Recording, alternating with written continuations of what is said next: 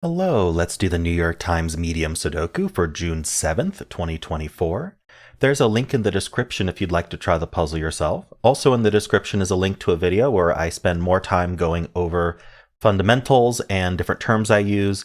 So if there's any terms or logic that I use in this, I do try to give reminders, but that video is a great resource for you if you want to learn those more in depth. If you're a little bit confused about anything I do, if my reminders aren't enough, definitely check out that video. So with that said, I do take a systematic approach as a teaching aid. So hopefully that will be helpful for you as well, which I do also go over that video. And so I'm going to get started right now. All right, so we're starting with the top band here, and we look for duplicate digits. We want to start, just for efficiency, start with the box with the fewest givens. So we look for 2 and 6 in other boxes. We have both of them. So we have these two 2s looking in. These aren't 2. So in this box, we have a hidden single 2, top left corner there. We also have two 6s here looking in. This 6 looks up, and so there's a 6 in one of these two. All right, now we just look for 5. We already did 2, 6. We look for 5 over here. We don't have a 5. And so that's it for all of the buddies. Next thing we look for are filled box rows. We did fill this box row. So what we want to do is look at these 2 rows in the box it's not in. We don't care about empty cells, and we don't care about digits that are already in the box. So 2 is already in the box. We also don't care about digits we've already corner marked in the box. So 6 we already corner marked. 5 is the last one here. So this is the good one. So you don't always find one, but in this case we did. So the 5 is taking 5 out of these 3 cells, and this filled box row is not 5. Also, this is not 5, and this 5 looks up saying this is not 5. So actually there is a hidden single 5 in this box, which we can place. Now that looks into this box along with this 5. This 5 looks up, leaving 5 for one of these 2 cells. Very nice. All right, and so the last thing to do, that was the only filled box row. So the last thing to look at in this band is rows or boxes down to 4 or fewer digits. We don't have any of those, so we're going to move on. Start with this box, look for 6s in the other boxes. We have this 6. This 6 helps out, so there's a 6 in one of these 2. Now 1 and 7, there is no duplicate here. And there are no filled box rows. There are no rows or boxes down to 4 or fewer, so we just move on. All right, we have this 4 and 5. So we take this, the 4 doesn't have a buddy, but the 5 does. Those 5s look in. We actually have 2 5s looking down. So whenever you have 4 of a digit all looking into the same box, it's guaranteed that there's a hidden single in that box, unless it's already placed in there. So we can place that hidden single 5. We also look for 3 and 7. We do have a 3. Those look into here. This 3 helps out, putting a 3 in one of these 2 cells. Okay. So we got the 3s. Yeah, so that's it for duplicated digits. Anything else of note? Yeah, so this box is down to 4 cells. So we want to think about what are the 4 digits that we still haven't placed in the box, which are 1, 4, 6, 7. We're looking for 1s, 4s, 6s, and 7s. And I see that we have this 4, 7, and 6 all looking at this corner cell here. So this cell here cannot be 4, 6, or 7. And so the only digit left that it can be is 1. So this is a naked single 1. There can't be any digit other than 1. So we place a 1 there. I'm also seeing this cell can't be 6. So this is 4, not 4, 5. This is 4, 7. And this cell here can't be 4 or 6, so it's actually a 7. That places the 4 here, which places the 6 here. This box actually finishes. Amazing. Very handy. And so now what we want to do is we want to re-look at these digits for buddies, because this box is filled, and we want to follow up on any digit we placed. So the 4 now does have a buddy. So the 4 is in one of these 2. The 5 is finished. The 3 has a buddy, which we got, and the 7 has a buddy. We didn't get that. So we get a 7 in one of these 2. All right, these are technically filled box rows, but the box is already completely filled anyway. The filled box rows help you get corner marks in that box. If there's no opportunity for corner marks, there's no reason to look. So this row has been reduced to 3 options. So we need the 6, 8, 9. I'm seeing that we have these 2 6s. This cell can't be 6. This cell can't be 6. We can place the 6 in the row. That also removes this 6 corner mark. Now there's only 1 6 corner mark left in the box, meaning it is a hidden single, so we can place it. Now these 2 digits are 8, 9. I don't see any resolution for those yet, so we just fill 8, 9 in center marks there. Okay, this row and this row are down to 5. This box is down to 5. So we're going to wait and scan stacks, and that'll help those boxes, I'm sure. But for the band, I think we are done. So now we did place this 6 here. We want to make sure that the band is fulfilled. The band does not really have anything else to do with that 6, so we're fine. Yeah. So we're going to do this stack next. I'll start with this 6 here, the single digit. There is no 6. Look for 4 and 5. We do have a 5, so we have these 2 5s here. We have a 5 over here. It doesn't really help because there was already a 6 here, but it does mean 5s in one of these 2 cells. That's it for the duplicated digits. This box is down to 4. I'm not sure why I didn't look at that earlier. But now let's look at it. So we have 1, 2, 3. We need 4, 6, 8, 9. This can't be 4, so this is 6, 8, 9. And we only center mark cells that are down to 3 or fewer candidates, which I do explain in that video I linked. 4, 6, 8, 9. I really think all of these, I guess this can't be 6, so this is 4, 8, 9. I think oh yeah, and this can't be 6 either, because we have this 6 here, so this is 4, 8, 9. But I think this is any of 4, 6, 8, 9. Okay. Just double checking, but yeah, I think that's the case. All right, anything else to do with this stack? I really don't think so, so we're going to move on to the next stack here. So we have 2 and 6. 6s are done. The 2 does not have a buddy. And then we also have 1 and 7. The 7 does have a buddy, so those look up. The 7 looks in. Puts a 7 in one of these two. No other buddies. They do have a filled box column, though, so we want to look at all of these. We don't care about empty cells. 2 is a good one. 6, we don't care about. 7, already in the box. 1, we do care about. So the 1 and the 2 are useful. I'll start with 1, the lower digit, so I remember where I left off. So this 1 looks down. These aren't 1. This is not a 1. So the 1's in one of these two. That is going to point up. So pointing, we haven't actually done that today. So pointing in this box, we have reduced the 1 to these 2 cells. And these 2 cells, so that means there's going to be a 1 here, or there's going to be a 1 here. We don't know which, but what we do know is that it will be in this column, in column 6.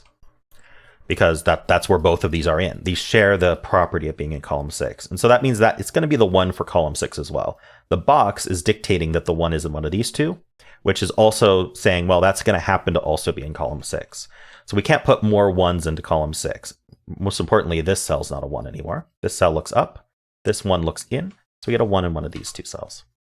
We're going to do the same thing with 2s. This 2 looks down. So 2's in one of these 2 cells. And that 2 is going to point into this box along with this 2, putting a 2 somewhere here. The important things to remember that our corner marks are trying to help us remember is this is not 2 and this is not 1. All right. So that was these filled box columns, always very useful. Is there anything else to see here? Any columns or boxes down to 4 or fewer? No. So now we're going to do this stack here. This is a filled box, always useful. So we're gonna look for 2, 5, 6, and really what we just need to look for is we already have a 5, 6 in this box, so the 2 in this box is actually placed. So we can place the 2 as a hidden single. That's not 2 anymore. And then we can also do the 4 and the 8 up into here. So the 4 first, these 4s look up, putting a 4 in one of these 2, and then these 2 8s look up, putting an 8 somewhere up here. And in fact, up here is a triple, so I'm just going to fill that now. So we need the 3, 7, 8. All I'm seeing is, sorry, this sees 3 and 7. I didn't see that quite right. So this is a naked single 8. These cannot be 8. And we're left with a triple in this box. Let's fill what that is. We need the 1. So the 1, it joins the 4. This cell can't be 1, and it can't be 4. So this is a naked single. It looks like it's a 9, naked single 9, because it can't be any other digit. And then this is a 1-4 pair. All right. And this 3-7 pair told us that these couldn't be 3-7, in case you were confused about that. We had this naked 3-7 pair here, which means that because the 3 and 7 are here, this had to be the 1-4, 9, and this cell couldn't be 1 or 4. So it ended up being the 9, leaving a 1-4 behind. So now we just have pairs here. So this is a pair. We need the 7 and 9 here. This 7 tells us the order. That's a 9, that's a 7. And here we need a pair. We need the 1. This 1 tells us it's not there, so that's the 1 and the 3. Nice. So this whole stack is almost done. We just have these little 2 tiny pairs left to resolve. Cool. So we just got a bunch of digits that we're going to want to follow up on. This box got filled completely, so I do want to follow up on that first. We do have these 2 7s here. This 7 looks down, so 7 ends up in one of these 2 cells.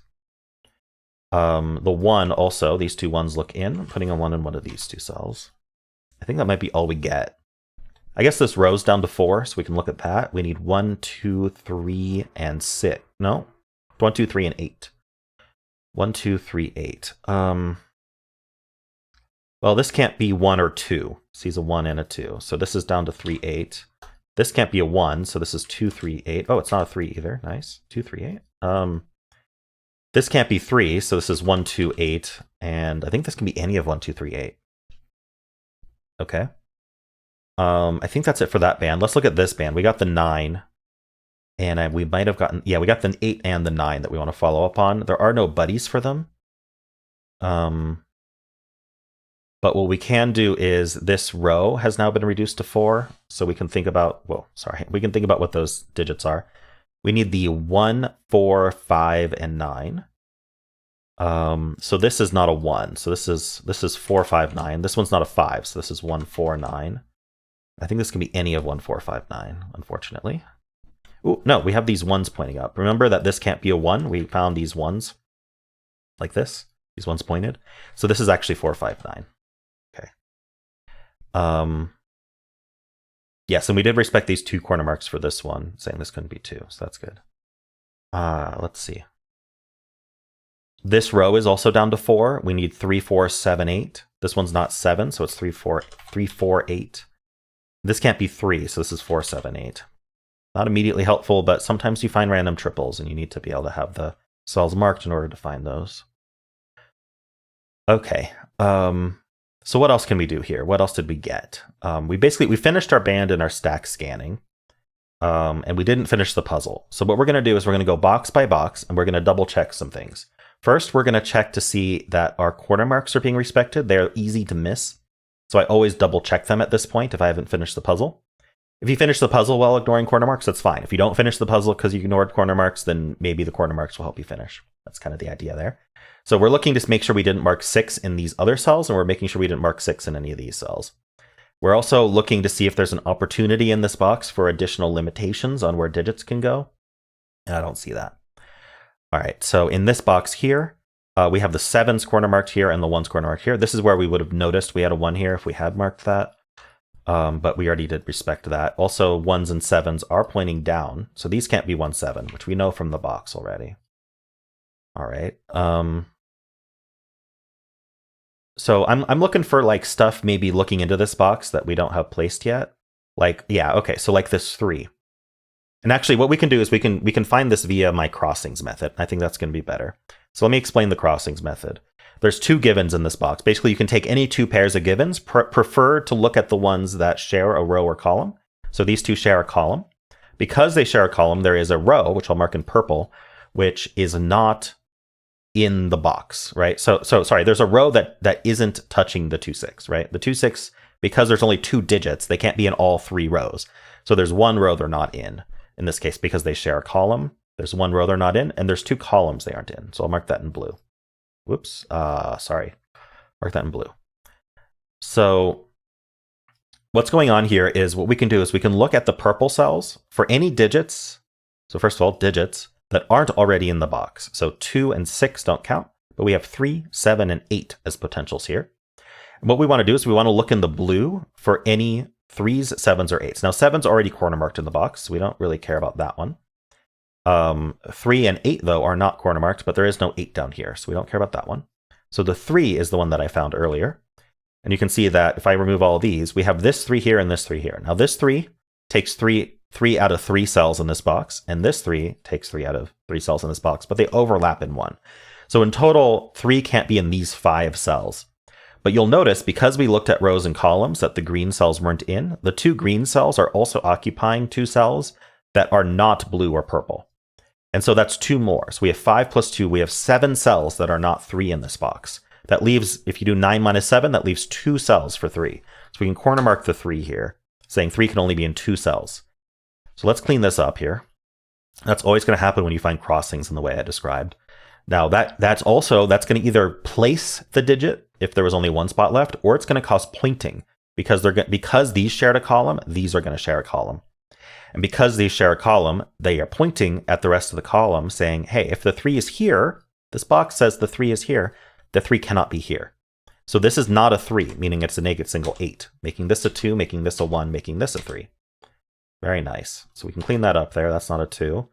Also, this is not an 8. As soon as I clear this 8, there's 2 things I'm looking for. I'm looking at 8 in the rest of the row. There's 2 places, so we can't place it. I'm also looking at 8 in the box. And now actually this 8 being placed did actually cause us to have 8s in one of these 2 here. Now this is harder to spot because we have a bunch of overlapping marks, but I did find a hidden 7-8 pair here.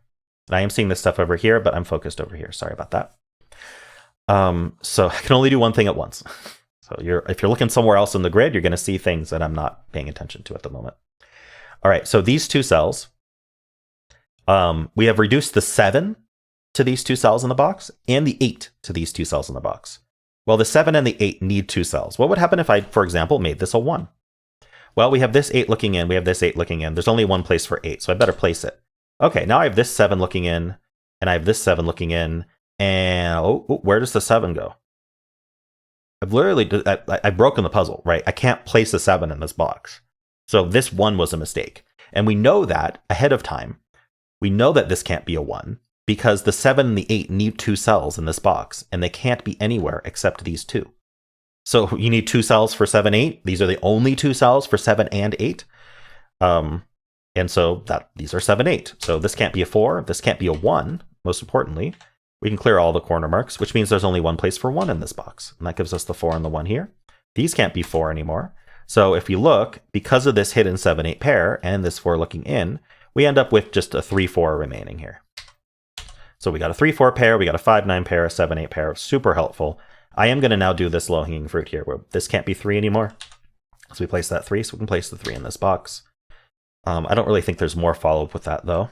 This was much more interesting. All right, this 3, 4 pair, though, does remove this.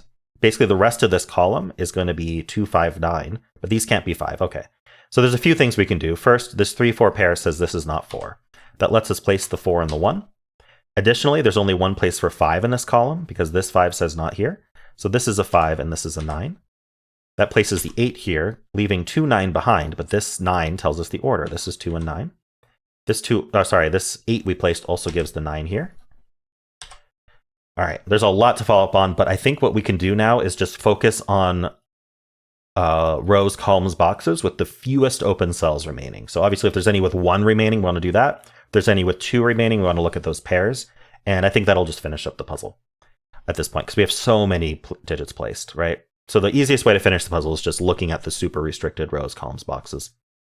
So this is down to, we need a 3 in this column. This 3 tells us it's here. This is going to be very common at the end of the puzzle, where you can just place them. So we get 3 and 5 here. That does remove this 5. Don't forget to follow up, because it can be helpful. 5s are actually done. Here we need 4 and 9. And actually they are not resolved, so we just place 4, 9 there. This is a pair as well. We do need a 1. This 1 tells us the order. So this is the 1, or tells us where the 1 goes at least. And then this is the 8. That 8 resolves the 4, 8 pair here, which we could have seen there was a 4, 8 pair and cleared that, but again, puzzle's almost done. This is 7, 8. This is 3, 4. This is 3, 7. This is not an 8. This is a 6, 9 for the row or the box. All right, this column is down to 2 digits. We want to look at that. We need the 4 and 7. So this is the 7. This is the 4. This is the 7. We get the 9 and the 4. All right, this cell is a 2. We have a 8 and 9 here. All right, that 8 tells us that's 9, that's 8. We get 6 and 9. 2 cells here, 2 and 6, and we're done. All right, some interesting stuff today for sure. We got to do naked pairs, hidden pairs. We got to, some interesting pointing, like a crossing, a bunch of crossings in box 2 there. So you can see the strategy is look for the super low-hanging fruit first, right? Going band by band, stack by stack. You can scan those really quickly once you get good at it. Especially ones that end up with not much to do. You're not focusing on them very long. So you're spending time on stuff that's getting you the most info. And that seeds the grid with a bunch of interesting information, which sometimes finishes the puzzle. Sometimes, doesn't always. If it doesn't finish the puzzle, then you can go and you can focus on looking for things that are a little bit more subtle. First of all, did you make any mistakes? You look for any mistake. Mistakes not in terms of, okay, I placed a digit where I shouldn't have. More like misses, like you missed opportunities is probably a better way to put that. in that, okay, I did have that corner mark marked and then I ignored it later, right? Or I didn't pay attention to it later. And so, or I parked a corner mark and I didn't notice all the consequences of it. And so that's where you go back and you pay attention to that. Did I miss any of that? And also at the same time, you look to see, are there any more subtle restrictions that I might have missed within a box that might involve more than just the band or just the stack, might involve a combination of the two. So with that, hopefully that does finish the puzzle for you. If not, there is what I call geometry as a third pass, where instead of looking inward in the box, you look outward at the rest of the box. And that can be very helpful as well. So, cool. Well, I hope you enjoyed this. And if you did, then why not leave a like, subscribe, and a kind comment below.